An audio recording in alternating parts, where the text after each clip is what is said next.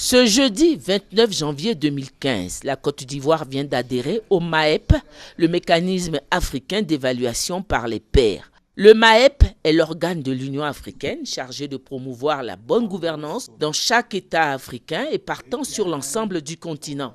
L'adhésion de la Côte d'Ivoire à ce mécanisme a été matérialisée par la signature par le chef de l'État ivoirien, le président Alassane Ouattara, du protocole d'adhésion.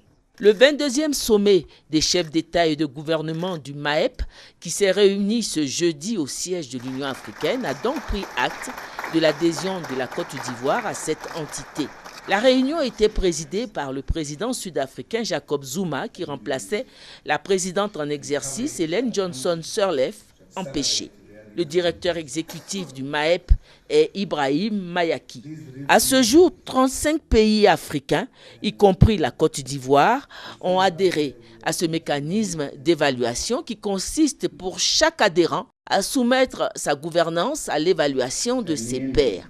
Les domaines qui sont évalués sont la démocratie, la gouvernance politique, la gouvernance économique, la gouvernance des entreprises, le développement économique et social. Sur tous ces points, le chef de l'État ivoirien, dans son discours d'adhésion, a donné des gages de sa volonté de promouvoir la bonne gouvernance dans son pays, la Côte d'Ivoire. Depuis mon accession donc à la présidence, la Côte d'Ivoire a pu, grâce au gouvernement et à nos concitoyens, faire des progrès considérables en matière donc, de démocratie et de gouvernance politique.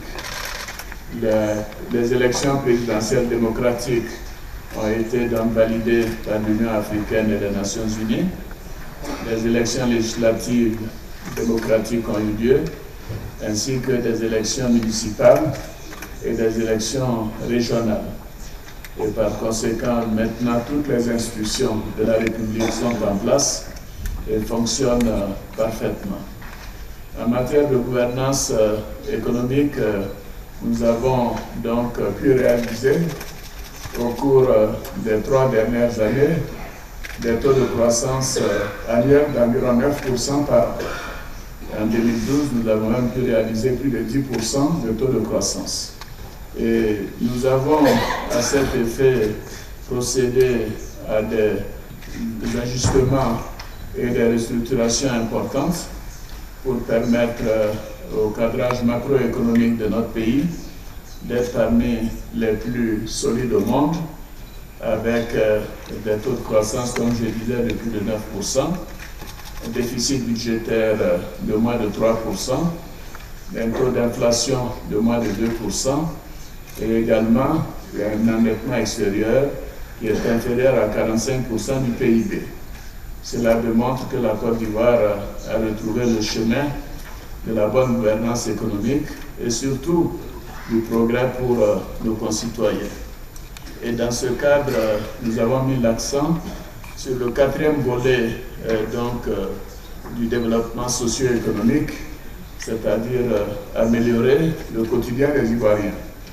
Et ceci, nous l'avons fait par plusieurs voies, en accroissant le salaire des fonctionnaires, en accroissant les salaires des producteurs de café, de cacao, de coton, d'anacarde, etc., donc du monde agricole, et en doublant le salaire minimum intergaranti dans le secteur privé, pour permettre donc aux populations d'avoir un retour de cette croissance.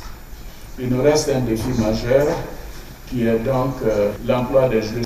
Et nous allons donc continuer de travailler sur ce dossier qui nous paraît essentiel compte tenu de l'importance des jeunes dans nos sociétés ivoiriennes.